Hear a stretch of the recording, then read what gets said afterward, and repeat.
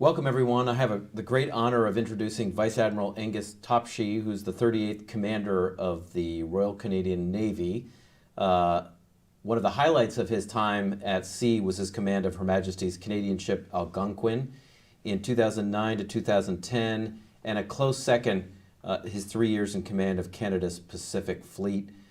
He also deployed to Afghanistan for all of 2011 as Director of Afghan National Police Training.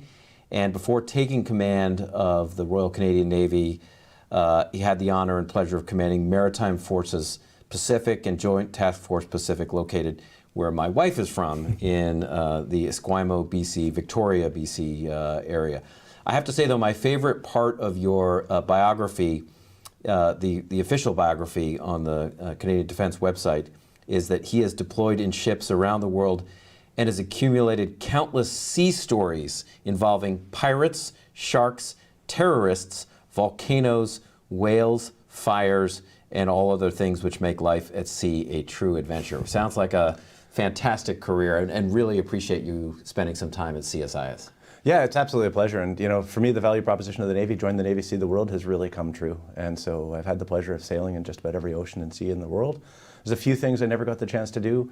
Never got around Cape Horn, one of those things I really wanted to do. As a Canadian navigator, wanted to sail through the St. Lawrence Seaway into the Great Lakes, never got to do that.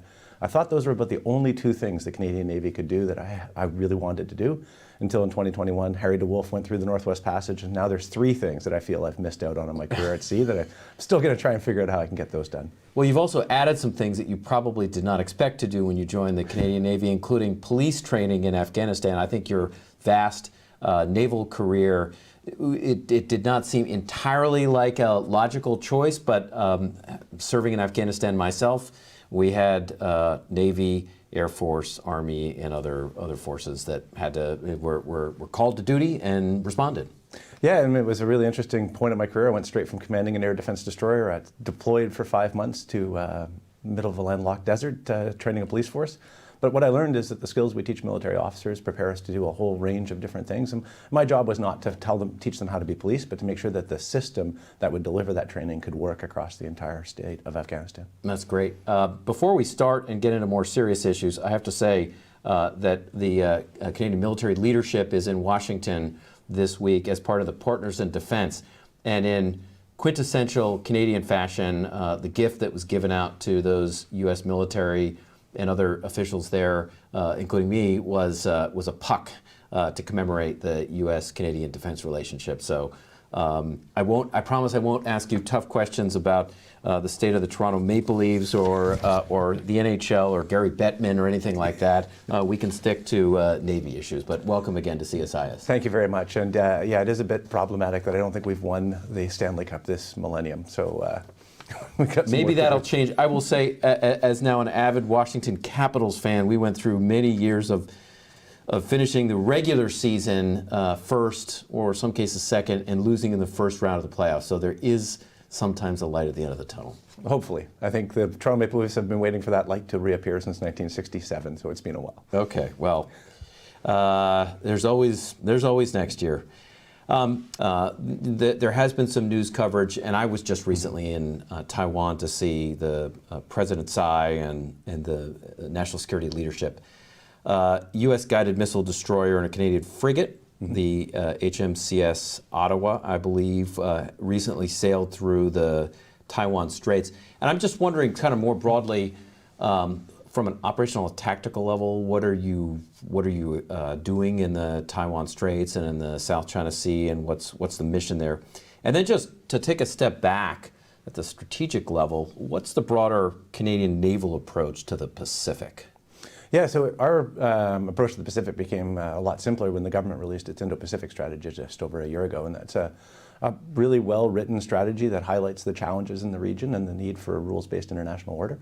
Among other things, it commits Canada to deploying at least 3 frigates a year into the region. So we did that this year with Montreal, Ottawa, and Vancouver, as well as one of our replenishment ships. So we're there in force. And the goal of the Navy basically is to uphold that rules-based international order. So to make sure that as we operate, we do so in compliance with the UN Convention on Law of the Sea. And with regard to Taiwan Strait transits, if you're heading from the South China Sea up to, enforce sanctions off of Korea, which is one of the tasks we take on, then the logical route to go is through the Taiwan Strait, and that's in accordance with international law, so we do those transits. So one issue that certainly has come up is the Chinese have not always responded cooperatively to Canadian, U.S., U.K. or other activity in that area. So recently, Chinese warplane J-11 fired flares in front of a Canadian military helicopter that, at least news reports were that first it was in international waters in the South China Sea that was involved in, according to some newspapers, monitoring Chinese submarines. So, and I think there's a great quote from a Canadian defense official saying that the risk to a helicopter in that instance is that the flares moving into the rotor blades or the engines, so this was categorized as both unsafe and non-standard and unprofessional by the Chinese. You've just outlined some of the actions that the Canadians are taking in partnership with the U.S. in these areas. Can you talk a little bit about are you seeing more frequent activity along these lines, and how do you mitigate it? I mean, you're operating in international waters, but we have seen, just having been there, we're seeing more incidents like this to take place. So how do you deal with them? Yeah, so there is actually an approach that's called CUES, the Convention for Unplanned Encounters at Sea, which is part of the Western Pacific Naval Symposium, which has outlined if you encounter a warship from another country, how do you signal your intentions to make sure that there's no misunderstanding or miscalculation. Unfortunately, we've seen some Chinese vessels and some Chinese aircraft that don't always comply with that approach and have operated in an unsafe and unprofessional manner, and specifically involving Ottawa's helicopter. That was, in our view, it approached within 100 feet, it fired flares in advance of the helicopter, and so that was not safe or professional. And the helicopter was operating more than 20 miles offshore, so it was clearly in international waters at the time. So more broadly, just staying with the Pacific, if we can just pull up one of the slides for a moment. I mean, the distances that we're talking about, even between here, so Esquimalt and Japan, so not even yet the Taiwan Straits, are significant. Does that tyranny of distance present some challenges for the Navy as you move such a large distance, your ships? Yeah, it certainly does. In Canada, we have a tendency to think of the Atlantic and the Pacific as similar. And you can cross the entire Atlantic Ocean in 7 days. In the Pacific, from Esquimalt, you can get to Hawaii in 7 days. And then you still got to make your way to Guam and back up to Tokyo. It's about 21 days to get all the way across the Pacific Ocean. So it is a massive ocean, and obviously that factors into things. And so when we're on the far side of it, we're a long way from home. We're looking for support from allies. We've got a great, robust network of allies and partners in the region that we work with. And so part of the ongoing commitment of the Indo-Pacific strategy is to be a part of that region and to recognize that Canada is a Pacific nation. It's just something most Canadians, we don't tend to think of ourselves that. We're very, very mindful of Europe. We think naturally of the Atlantic and that way across. A lot of that has to do with the fact that we've been a founding member of NATO, so it's natural. But we are a Pacific nation, and increasingly you'll see the Navy more and more present. In fact, we've shifted the weight of our efforts to the Pacific. Well, I was just to say, for anybody that's visited the west coast of Canada, Vancouver, Victoria, or other cities like that, the influence of the Indo-Pacific is clear in those cities. Populations that have moved there, so I think that is one of the reasons you're here. The main reason you're here is to cooperate with U.S. Military officials. Can you talk a little bit along those lines too about some of the primary reasons you're here? Thankfully, we now have a confirmed Chief of Naval Operations. You don't have these legislative issues that we seem to have these days. But can you talk a little about interoperability and some of the issues you've discussed with Admiral Franchetti and our senior Coast Guard and naval officers here? Yeah, absolutely. So we do make sure, I mean, the U.S. is our closest ally. The relationship with the U.S. is very important. We operate with both the U.S. Navy and the U.S. Coast Guard around the world. And so, yeah, I took this opportunity to meet with the Secretary of the Navy, as well as Admiral Franchetti and Admiral Fagan. So really productive meetings with them and their staffs to make sure that as we operate around the world, we coordinate closely. So for example, the Coast Guard cooperation, one of the things we do is when we deploy a ship down to Jayada South, looking for drugs and other things on either side of Central America, we embark a Coast Guard law enforcement detachment. So that's an evidence of that close cooperation. And what that does is it enables our ship to go out looking for drug smuggling. If we find it, it's the Coast Guard law enforcement that does the arrest. And so that way that court proceeding doesn't tie up my ship or my sailors to foster that. and it fits in the same pattern as everything else. And so that's an example of how that tight cooperation can actually enhance both of our objectives. So what are the primary missions? So JIATF South, based out of Miami area, what are the primary missions that you're cooperating with the Coast Guard right now? I mean, the one you noted was counter-drug operations, but what are the other missions that you're involved in as you work closely with the U.S. Coast Guard?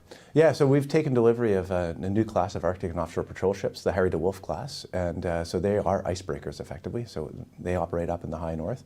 As a result, we're often working in cooperation with the U.S. Coast Guard, for example, the Healy, which has just completed a Northwest Passage transit and is finishing a circumnavigation of North America. We work with them, and then the other one is fisheries. So that Indo-Pacific strategy I mentioned also includes money for our Department of Fisheries and Ocean to understand the challenge of fisheries and how to build a sustainable fishery around the world. A lot of the small nations of the Pacific and Indian Oceans, you know, they see climate change as an existential threat, and fish stocks in particular as a major source of their protein. So we're interested in leveraging our new offshore patrol vessel and working with the U.S. Coast Guard and other Coast Guard partners to make sure we understand that and can help them address those challenges. One issue you just mentioned, and if we can pull this up, is the Arctic. And I'm curious if you can walk us through right now, and we can keep this on the screen just for a second, what your general sense is of melting of the Arctic and opening up, and what you're up to in this region. Yeah, so it's a challenging region. So climate change is impacting the Arctic probably more than anywhere else in the world. One of the things to understand about the Canadian Arctic is it is extremely sparsely populated. We've only got about 200,000 Canadians across a vast expanse. There's a lot of misunderstandings about that. So yes, the ice is melting. We see a smaller and smaller ice extent each year. So around September is sort of the minimum ice extent. And it's possible at some point, scientists tell us, that we could see the loss of the polar ice cap at that time. But even with all of that, the Northwest Passage that you see up on that chart, in sort of the pink color on the left-hand side, you can see how complex that routing is. And the most direct route that sort of goes straight through between the islands is actually not the most viable route. Most of the Canadian Arctic is not charted to current standards. So it remains sort of, you want to follow in the footsteps of the people who have gone before you. So some passages are good. The way the ice moves around the Arctic as well is, so it's a counterclockwise flow for the Arctic gyre, so it all tends to come around the North Pole counterclockwise and pile up on the western edge of the Canadian Arctic and the Beaufort Sea. That complicates access into that area. And then as you can see, you know, the most direct route across the North Pole would be actually right through the North Pole, across the pole of inaccessibility, or along the Northern Sea route that Russia operates. Those are more viable, more direct shipping routes. So we don't see the Northwest Passage as becoming a main shipping route for anyone other than those who are going into the Canadian Arctic for some reason. And there's a number of resources in our Arctic. We've got a large iron ore mine on Baffin Island, for example. Northwest Territories has some of the largest diamond reserves in the world. And we know that there are other minerals and resources that might be exploited up there. So one issue that you just brought up, which is a little bit of the competitive nature of the Arctic, is we have tracked recently, including with satellite imagery and tracking ships, the Russians sending crude oil on non-ice class tankers through the Arctic, and also shipping nuclear fuel across the Northern Sea route on a cargo ship that actually was not specialized in the transport of nuclear fuel. All of these issues and increasing incidents along these lines raise lots of questions about what competition looks like. And obviously, in addition to that, you've got Russian subs operating in and around the Arctic. What do you see as the evolving nature of competition in this region? Yeah, so it's concerning for us. Now, there is a framework that allows us to resolve all of that. The United Nations Convention on Law of the Sea, or UNCLOS, it has an article, actually, Article 234, which allows states with ice-covered waters to make regulations to preserve the pristine nature and, you know, particular vulnerable status of those areas. And so we've enforced that and enshrined that in our regulations. And so that's exactly what the Russians are doing with ships that are not certified to carry oil, would not be permitted in Canadian waters. We also enforce those out beyond, you know, our actual territorial waters up to the 200-mile limit to make sure that nothing can jeopardize our resources or our use of the waters. At the moment, there's a moratorium in fishing in the high seas of the Arctic, which we think is a really good idea, as we understand how do we make sure that any fishery that might happen up there is sustainable. And then we are concerned. We've seen a military buildup in Russia's north. Now, if you understand that about 22% of their GDP comes from their Arctic region, you can sort of understand, okay, it makes sense they'd want to protect all of that, but what's a defensive posture to them can also be the base for an offensive operation. We don't anticipate a war in the Arctic, over the Arctic, but we definitely, it's the principal avenue of approach for Russia to North America, and so we're paying close attention to that, and NORAD, in particular, North American Aerospace Defense Command out of Colorado Springs, is very focused on making sure that we understand everything that's happening across the North Pole and in the Arctic region. So a couple of questions, since we're talking briefly about the Russians right now and Russian activity. I was in Europe last week and spoke to a range of European officials, and one of the concerns recently has been the maritime threat to what people may call sort of gray zone activity, the maritime threat to pipelines, oil, gas pipelines, fiber optic, underwater cables. And so recently we saw what appears to be an attack, likely a Russian attack, on the Baltic Connector pipeline between Sweden and Estonia. May have been in partly a response to Sweden's decision to move into NATO. What are you seeing on the in terms of the gray zone threat, and how are you thinking about responding to it, even deterring that kind of activity if it's possible? Yeah, so all of that begins with the best possible domain awareness, and I think all of our partner nations have realized the need for us to really understand what is on the surface, on the bottom of the ocean. Where are all the cables and pipelines and other things, and so how do we make sure that we can understand what's happening in that and watch for potential, exactly as you say, hostile activity, things that would try and disrupt our use of those. It's a challenging problem. The oceans are massive, and so to try and monitor all of that space is quite difficult. It's something we need to do in cooperation with our allies. I know that NATO is seized of that challenge because of the Nord Stream 1 and 2 pipeline incidents, and trying to make sure that we can do a better job of tracking and at least attributing responsibility for those if they happen. Prevention really comes down to one of those fundamentals of military, which is deterrence is the first and best way to prevent it. And then after that is to make sure we have a response capability if necessary. So how do you deter it? I mean, the challenge with countries below the threshold of conventional war is it gets harder to deter. In some cases, these fiber optic cables, as we've looked at them, are pretty thin. Yep. They're in areas that aren't closely monitored or have ships there. Same thing with oil and gas pipelines. How do you think about deterrence in these areas, and how much is actually really achievable from a deterrence perspective? So it's tough, right? So the deterrence by denial is really what we're trying to do, is to try and figure out how do we make sure that we can see this and anticipate it coming and position something in the place to say, look, don't do this and we will prevent you from doing it. And then naming and shaming, being able to attribute responsibility to these actions and hoping that the court of public opinion and the sort of international condemnation would ensure that countries don't do those things any further. But at the end of the day, we also, I think, need to start to discuss what is an armed attack, what is unacceptable in all of these. And those are tough questions that we want to be really careful about analyzing.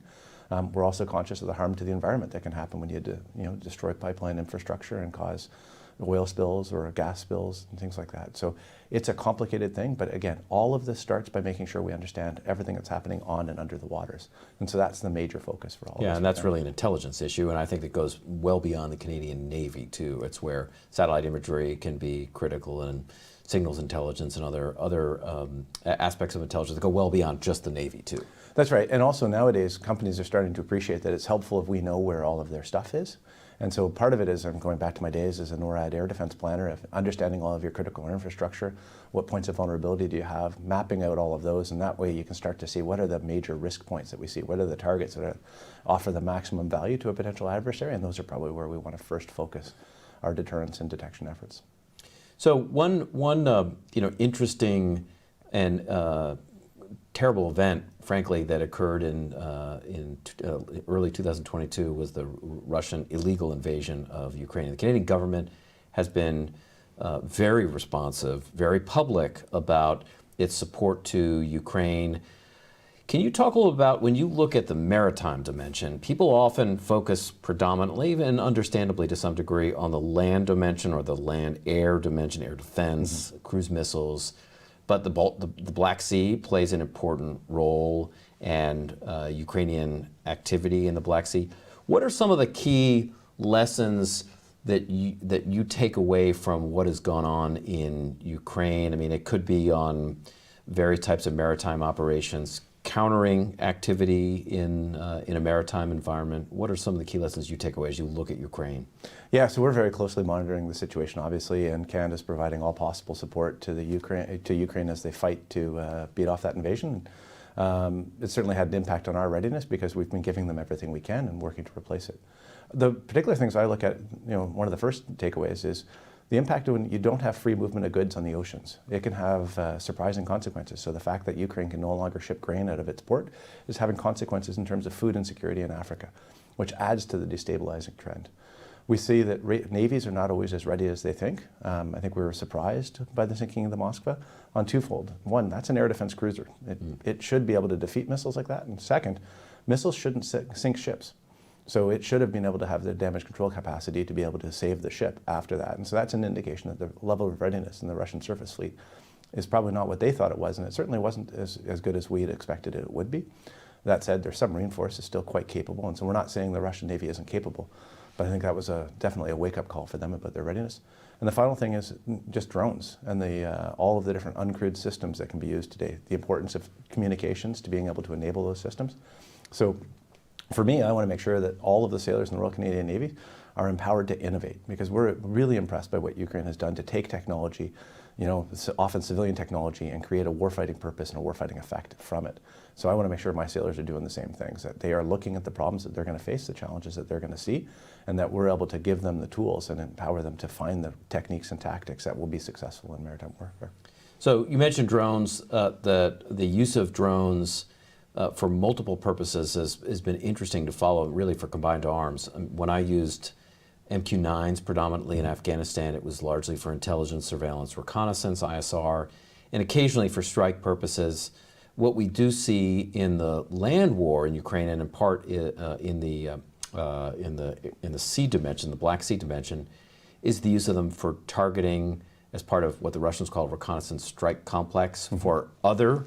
It could be air, it could be land-based, could even be sea-based targeting. So drones for spotting, basically, for electronic warfare, for information operations. They'll take videos of strikes and then put it out on social media platforms, in addition to the traditional intelligence, surveillance, reconnaissance, and strike activity. So as you look down the road at the evolution in the way drones are being built and produced and designed, how do you, from a Canadian Navy standpoint, think about the use of drones? And it's not just the sort of uncrewed systems per se. We've also seen a big increase in the loitering munitions as well. So how are you thinking about them from a Canadian Navy standpoint, and how do you actually use them? Yeah, so our first challenge is to make sure we can detect and defeat them, right? So for me, it's about defending my ships, my sailors. And then, yes, you're absolutely right. We want to make sure that we're leveraging them as well, because we recognize that the way Ukraine has used some of them to attack the Russian fleet in its harbor seems like a fantastic idea to us, because it extends the complexity that an adversary would have to deal with of the period of vulnerability that they face. We know that they're fantastic sensors, and so one of the things is, how do we make sure that we're building a network of sensors and we're able to gather all of that information? And more importantly, it's not just about getting the information. How quickly can we process it and build a proper picture, especially in the sort of confused environment that we're expecting in times of conflict? So all of that is, for me, comes down to, there's not going to be one big magic solution that's delivered from Navy headquarters. It's likely going to be a series of innovations at the tactical level that we then look to see what's successful. How do we scale that? How do we make sure we've got effectively an open architecture for tactics, right, that allows all of our people to innovate and to seize these opportunities? Because if we try and do it centrally, we won't be able to keep up with that. We'll be too slow and not meet the need. So when it comes to, I visited a few of the defense companies that are producing various types of drones for the maritime domain. And one of the things that's interesting is there are a lot more capabilities on running these drones, flying them off a U.S. aircraft carrier, for example, conducting missions without actually anybody flying them at all. They're all programmed. There's an artificial intelligence component to some of them, so they can make some judgment calls along the way. Now, I think from a U.S. standpoint, we're nowhere near the area of using those kinds of drones for strike. That just raises all kinds of questions. But I'm curious, as you look at some of these technologies, where does artificial intelligence come in, and how much are you integrating it into various components of the Navy? The U.S. has also been thinking about it in its air defense capabilities as well, including on the naval side. Yeah, we're already using a lot of artificial intelligence, some as simple as just basic algorithms that help us detect and defeat threats and prioritize them, because when you start to talk about the hypersonic threat to a ship, it moves faster than human comprehension. So we know that we'll need artificial intelligence in that process. The human will still make the final decision about the use of force, but how we set those up to make sure that we're capable of leveraging it is critically important. Another one is that processing dilemma that I talked about before. So if we are out and we do an intercept of some sort, artificial intelligence can now listen to the tape, quickly do an actual translation of it, and provide us the key points, and allow us then to focus our analysis attempts on the things that we think are most directly relevant at that moment. No. I do want to come back in a moment to some of these technology issues, but I want to get to a few questions that we have from the audience, and we really haven't even got into some issues related to, say, shipyards or the retention and some of the activity you've been up to on recruitment. But here's one question from someone in the audience from the Canadian Centre for Strategic Studies. Has the Royal Canadian Navy identified theaters of contention, aside from the Arctic, in the next decade or even further out, up to 30 years? And if so, how does it plan on contributing to efforts in those areas alongside allies? And what are some of the key allies? We've gone over this ground a little bit, but I think this opens up sort of an interesting strategic question. Yeah, it's a really good way of framing the question. And so one of the challenges we face in Canada is that we don't have a natural region of the world. So Australia knows it's centered in the South Pacific, at the confluence of the Indian and Pacific Oceans. That region of the world in Southeast Asia is clearly where its backyard is. For Canada, surrounded by 3 oceans with the U.S. to the south, what is the natural engagement we have? We've always had this tie to Europe, but Africa is distant. What exactly would Canada be able to do in Africa? How do we make a difference in, say, South America or the Caribbean or in Asia? So we tend to look at what are the theaters that are most important, and as the Indo-Pacific strategy identifies, so much of the world's GDP and so much of the world's population is in that region of the world that we think that's the major focus area for us. It's also a maritime theater. So we really tend to look at, with the Army now focused in Latvia as part of Op Reassurance, ensuring that NATO is meaningful. We know that's really more of a land combat there against Russia. The Air Force has got the responsibility for NORAD and the defense of North America, because it's predominantly going to be air attack vectors. And so for the Navy, we're looking at the Indo-Pacific as a maritime theater. Almost all of my colleagues view it the same way. The old saying is you don't want to be involved in a land war in Asia. And really what matters there is that free-flowing nature of goods across all of that area, because so much of the world's manufacturing, so much of the world's economy is driven from that region. So many of the world's people depend on the fish and everything else. So for us, the most important theater really is the Indo-Pacific, and our goal is to make sure that we're there at all levels. So enforcing the rules-based international order, providing frigates and aircraft where appropriate, but not always using a frigate, because a frigate's not the best fisheries patrol asset. That's where the Harry DeWolf class is the ideal sort of constabulary class vessel to be able to go out to small island nations and assist them in protecting their own resources. So I wonder if we can pull up the slide, if you can talk a little about the Canadian challenge in force protection. I mean, we talked a little bit about this earlier, but I think this slide gives us a sense of some of the key areas and distances, not just in the Pacific, but also to the European theater, including to Portsmouth. So what are the challenges you face in actually implementing what you just outlined? Well, that's exactly it. So when we talked earlier, it's about 21 days to cross the Pacific Ocean. Well, the distance from Esquimalt to Tokyo is less than the distance up to Nanisivik, our refueling hub in the Arctic.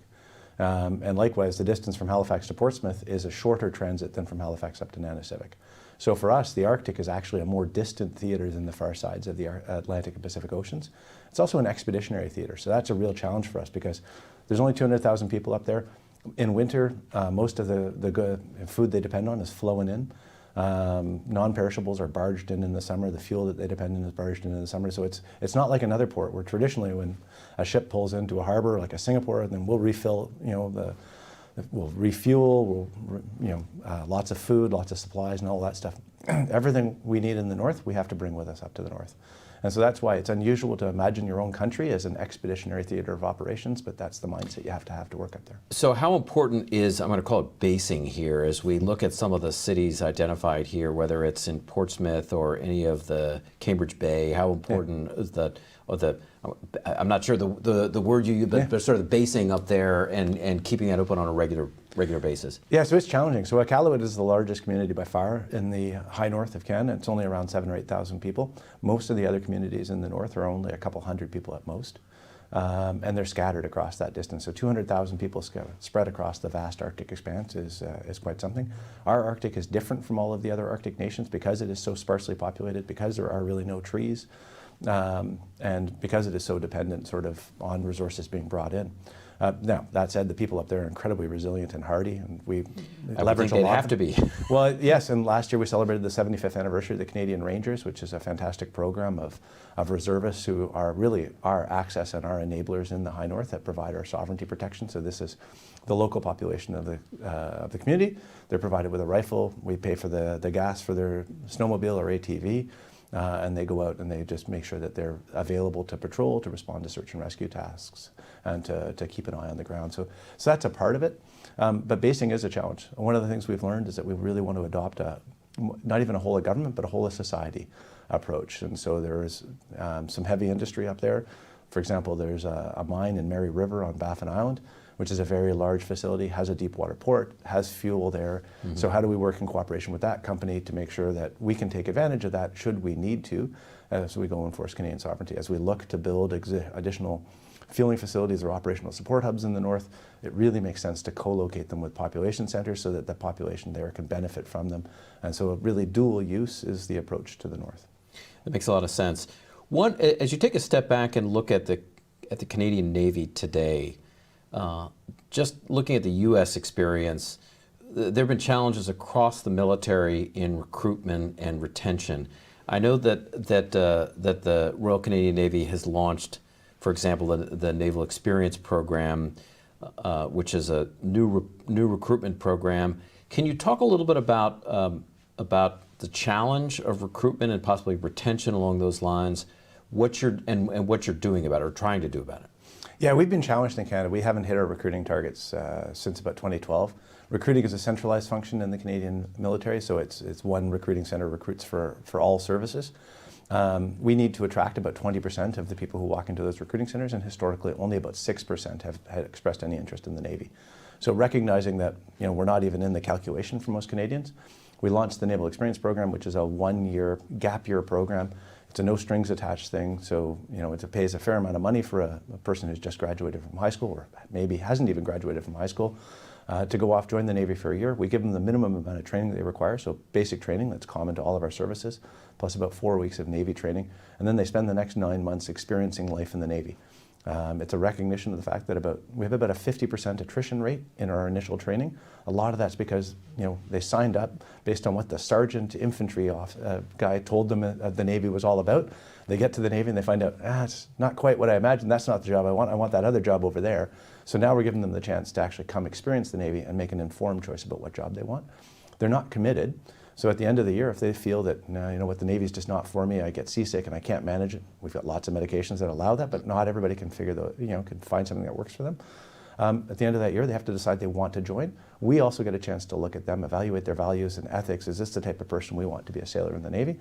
If it's a yes and a yes, then we'll enroll them full time and we'll start them on their full training into whatever their chosen occupation is. So have you found yet that it's affected at all your numbers?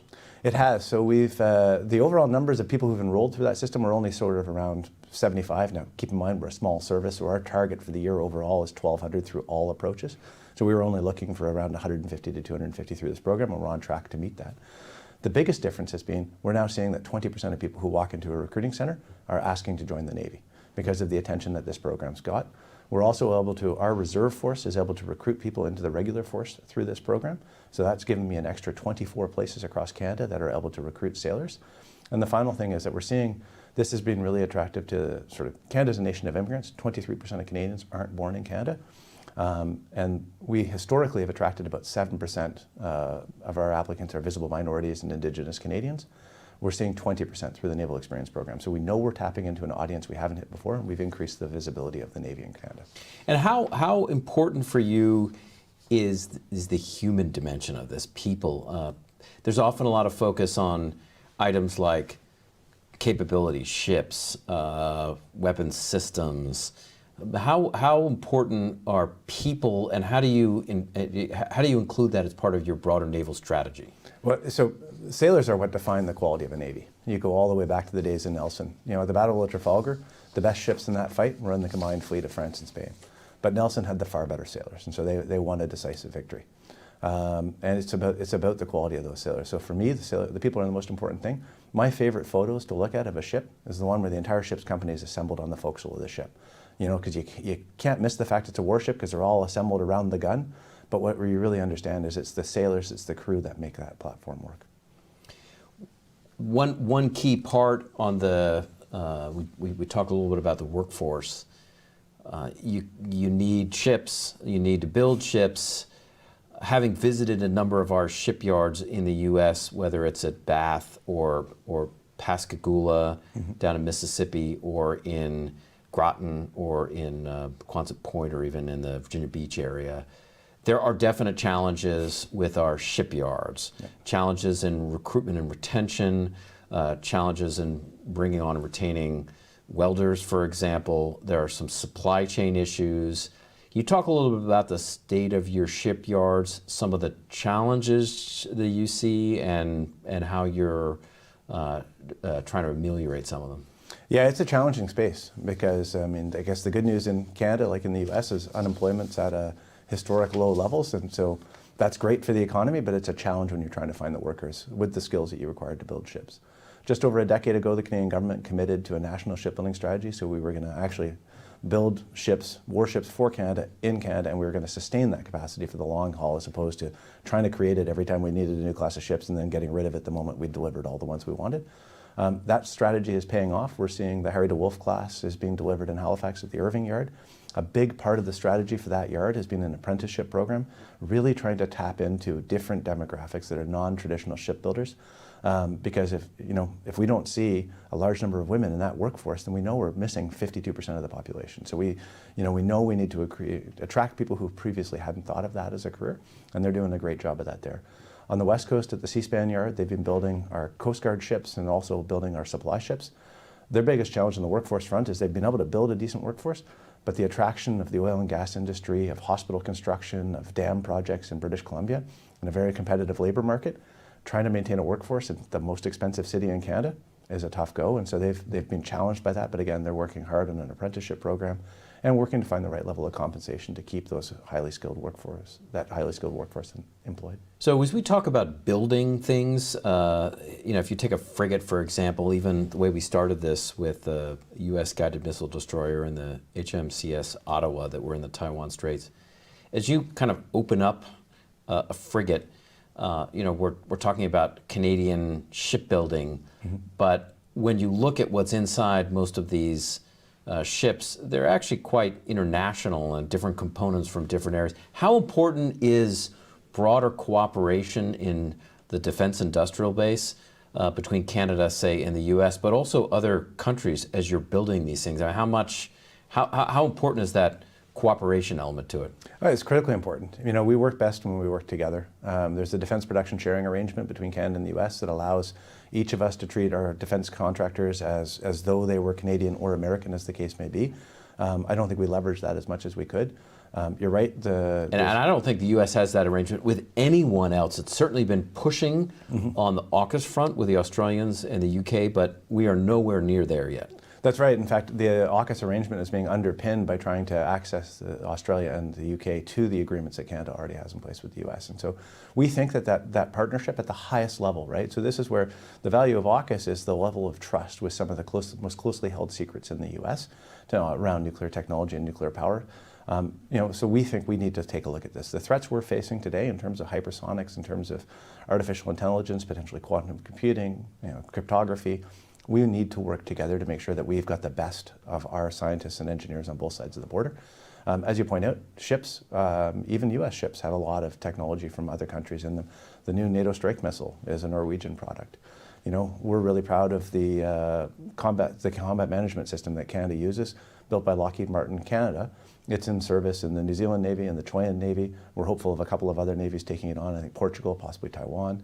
And that's an indication of this great Canadian technology. So where one of us develops a world-leading technology, really we want to make sure that that's shared with our closest allies, because it makes us all better. Last question is, last major question, as you look at the competitive framework of the industrial base, the Chinese are moving pretty quickly in building a large number of ships. According to some estimates, the Chinese are producing more in one of their shipyards than in all 7 U.S. shipyards right now. The Russians are, their Navy is largely intact, but their industrial base is trying to recover from almost 2 years of war. Where do you see the Chinese and the Russian naval or maritime industrial bases headed, and what kind of challenge does that pose to you? Yeah, I think we're, aside from their submarine force and their nuclear forces, it's clear that Russia is really being hit hard by the war. And so we take heart in the fact that is the case, and that's going to simplify to a certain extent the challenge in terms of the maritime domain. It doesn't make Ukraine's job any easier. For China's absolutely a concern. They've got 12 shipyards. They are producing ships at a rate that we haven't seen before. Fortunately, their submarines are a generation or two behind from a quieting point of view, but I can't imagine that that's going to stay that way for long. And the real question for China is, how do they intend to use their Navy? As long as navies since the Second World War have contributed to the greatest increase in prosperity in human history. And that's through as we developed containerization and the ability to move goods seamlessly across the world, we no longer think about the cost of shipping in most of the world's manufacturing and economies. That's a benefit of having the seas that are free and open for all. As long as China's Navy contributes to that positively, then no problem. But the question is, they're building a very large Navy, and what do they intend to do with it? And we don't honestly know at this point, so we're monitoring quite closely. Well, Vice-Admiral Topshee, really appreciate you taking some time to visit us at the Center for Strategic International Studies as someone who's married to a Canadian, very aware of the close relationship between our two countries. Thank you for everything you are doing to work with the U.S. Canadian maritime domain and more broadly the military domain. Just again for everyone to be aware, the U.S.-Canadian defense partnership is probably best captured in this puck here to highlight what both of our countries are doing. So thanks again for everything you're doing. Really appreciate you coming by, and hope we see you again soon. Absolutely, and all that I ask is that you let us win the Stanley Cup sometime in the not too distant future. I'll make a call to Gary Bettman when we're done and see if I can do that. All right, thank you very much. It's been a pleasure. Thank you.